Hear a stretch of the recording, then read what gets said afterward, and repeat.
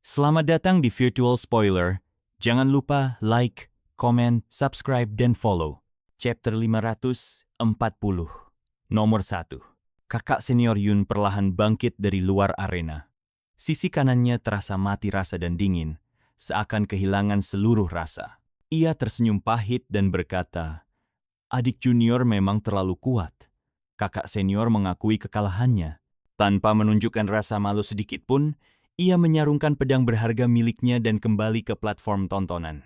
Li Fengyu menatap arena dengan sorot mata, penuh pertimbangan sebelum akhirnya berkomentar, "Sekte Biduk memang penuh dengan talenta. Tidak hanya memiliki Cheng Yu, yang hampir menembus ranah kaisar bela diri, tetapi bakat Mei Donger bahkan melebihi Cheng Yu." Zhang Linghua hanya tersenyum tipis tanpa menanggapi. Sementara itu, wajah Gao Lin tampak tenang.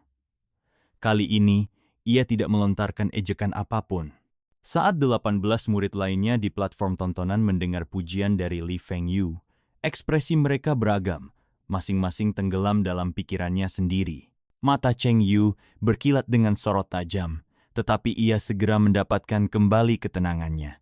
Sementara itu, Yuan Qiushuang terlihat paling terguncang di antara mereka. Wajahnya lebih gelap dari yang lain, dan jemarinya mengepal begitu erat hingga hampir menusuk telapak tangannya sendiri. Di sisi lain, He Yingrong tampak sangat puas dengan penampilan Mei Donger. Ia mengangguk pelan sebagai bentuk persetujuan dan dorongan. Pertarungan berikutnya berlangsung sengit. Para murid bertarung dengan semangat tinggi, dan sorakan para penonton menggema di seluruh arena. Tidak ada lagi duel yang santai seperti yang pertama. Namun, Yung Xiao tampaknya tidak tertarik sama sekali. Ia terus menguap dan bahkan hampir tertidur.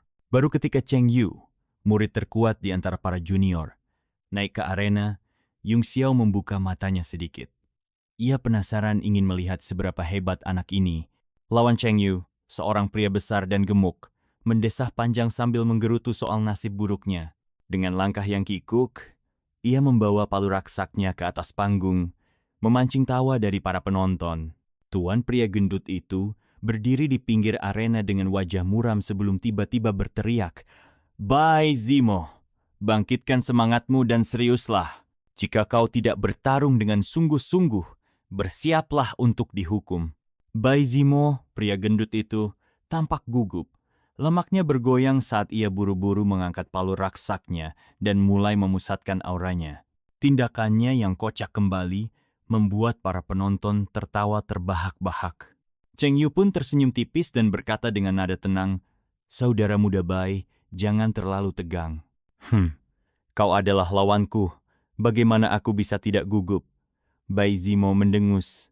Dengan suara pelan, ia berbisik, "Kakak senior Cheng, tolong beri aku kesempatan bertahan lebih lama. Jika aku kalah dalam hitungan detik, guruku pasti akan memarahiku habis-habisan." Sebuah kilatan licik melintas di wajah Bai Zimo. Saat berbicara, ia tiba-tiba bergerak. Dengan gerakan cepat, kakinya yang pendek menendang palu tembaganya. Dentang. Palu itu meluncur bagaikan meteor, langsung melesat ke arah Cheng Yu. Serangannya begitu tiba-tiba, hingga banyak penonton tidak sempat bereaksi. Cahaya di sekitar palu semakin terang, seperti bola api yang menyala-nyala. Bai Zimo mengerahkan seluruh kekuatannya ke dalam serangan mendadak ini, berharap bisa mencuri kemenangan dengan cara licik. Namun, para penonton segera menyadari trik ini. Mereka serempak mencemooh, "Dasar si gendut licik." Mata Cheng Yu menyipit, dan senyum mengejek muncul di wajahnya. Beberapa gerakan. Kau pikir bisa bertahan lebih dari satu serangan dariku?" Tanpa ragu sedikit pun, ia mengayunkan tinjunya langsung ke arah palu besar yang meluncur ke arahnya. "Bang!" Di bawah tatapan terkejut semua orang, pukulan Cheng Yu yang telanjang berhasil menghentikan palu tembaga itu. Tekanan luar biasa yang terpancar dari kepalan tangannya membuat palu itu langsung terpental ke belakang. Bentuknya yang kokoh berubah seketika, memanjang menjadi oval akibat hantaman dahsyat tersebut. Tak hanya itu, kekuatan pantulan yang besar langsung menghantam Bai Zimo. Dengan mendengus dingin, Cheng Yu mengubah tinjunya menjadi telapak tangan, meraih palu yang masih melayang di udara. Dalam satu gerakan cepat, ia menghantamkannya kembali ke pemiliknya. Bang! Palu itu melesat dengan kecepatan yang bahkan lebih tinggi, menghantam tubuh Baizimo dan membuatnya terpental seperti bola.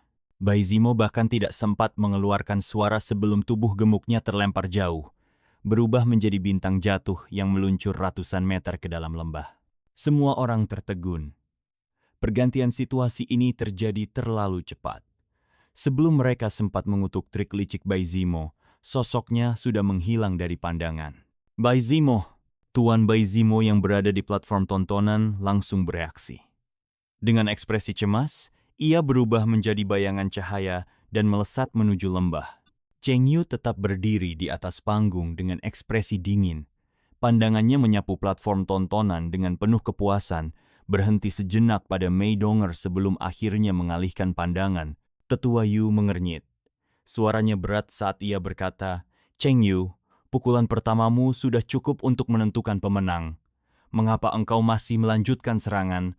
Dengan kekuatan seperti itu, Baizimo bisa saja kehilangan nyawanya. Kau seharusnya tahu bahwa dalam pertarungan sesama murid, kita harus berhenti setelah kemenangan dipastikan." Nada kecaman dalam kata-kata itu jelas terdengar. Namun, Cheng Yu hanya mendengus dengan nada tidak puas. Dia yang memulai lebih dulu dengan serangan mendadak. Kenapa Penatua Yu tidak menegur dia, tapi malah menyalahkanku karena membalas? Jika aku yang terkapar di arena sekarang, apakah Penatua Yu gakkan keadilan untukku? Wajah Tetua Yu mengeras. Kemarahan jelas terpancar darinya. Ia hendak membuka mulut untuk menegur, tetapi sebelum sempat berbicara, Zhang Linghua mengangkat tangannya, memberi isyarat untuk menghentikannya. Lanjutkan pertandingan berikutnya. Melihat sang pemimpin sekte turun tangan, Cheng Yu diam-diam tersenyum puas sebelum kembali ke tribun. Gao Lin, yang menyaksikan semua itu, tiba-tiba tertawa. Menarik. Pemimpin sekte Zhang, muridmu ini benar-benar luar biasa. Sekte biduk sepertinya tidak kekurangan talenta hebat. Sama sepertimu. Tetua Yu menyadari bahwa memperpanjang perdebatan tidak akan menghasilkan apa-apa. Dengan nada tegas, ia segera mengumumkan dimulainya bab. Yung Xiao menggelengkan kepalanya pelan, seolah menunjukkan ketidaksukaannya terhadap Cheng Yu. Ping Yingyi mencibir. Orang ini benar-benar menganggap dirinya cerdas dan mencoba pamer.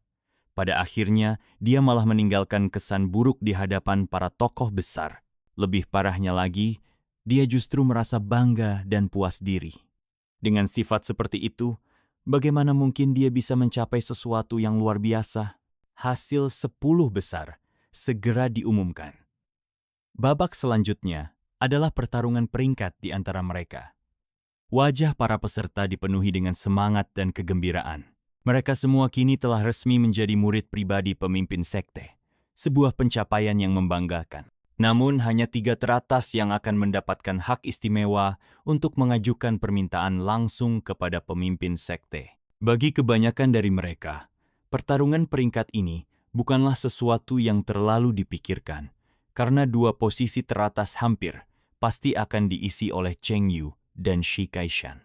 Itu berarti hanya tersisa 1 tempat, dan hanya sedikit orang yang benar-benar memenuhi syarat untuk memperjuangkannya. Zhang Linghua menatap para murid dengan senyum puas.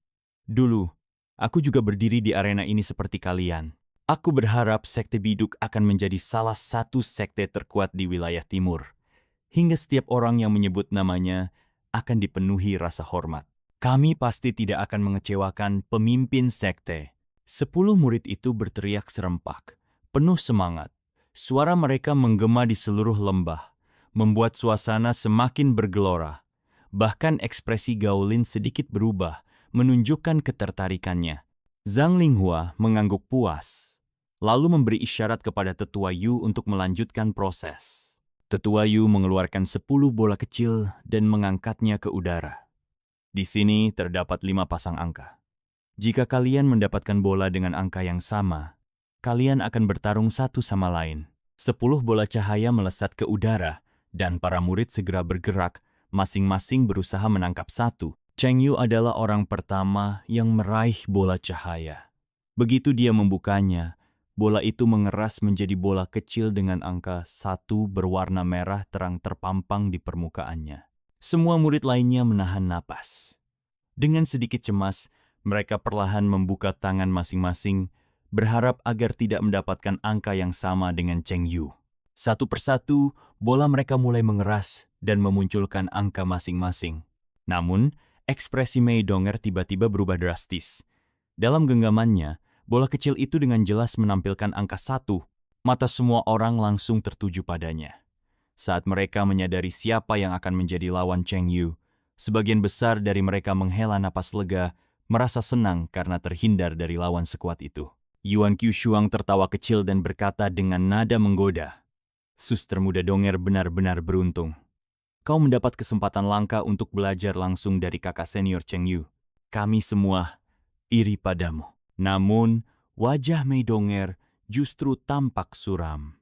Pandangannya kosong, seolah kehilangan cahaya. Cheng Yu, yang awalnya terkejut, tiba-tiba menyeringai. Dengan tatapan penuh arti, dia mendengus dingin dan memperlihatkan senyum yang mengandung tantangan. Dia Yingrong mengamati dari kejauhan dengan dahi yang berkerut. Dia melambaikan tangan ke arah Mei Donger dan berkata, "Donger, jangan terlalu terbebani. Ini adalah kesempatan bagus untuk menguji diri sendiri dan melihat seberapa besar perbedaan kekuatan antara engkau dan Cheng Yu. Aku justru berpikir ini hal yang baik." Mei Donger menggigit bibir pucatnya dan menggeleng pelan. "Ada apa? Apa kau memikirkan sesuatu?" Dia Yingrong bertanya dengan heran. Ekspresinya semakin serius.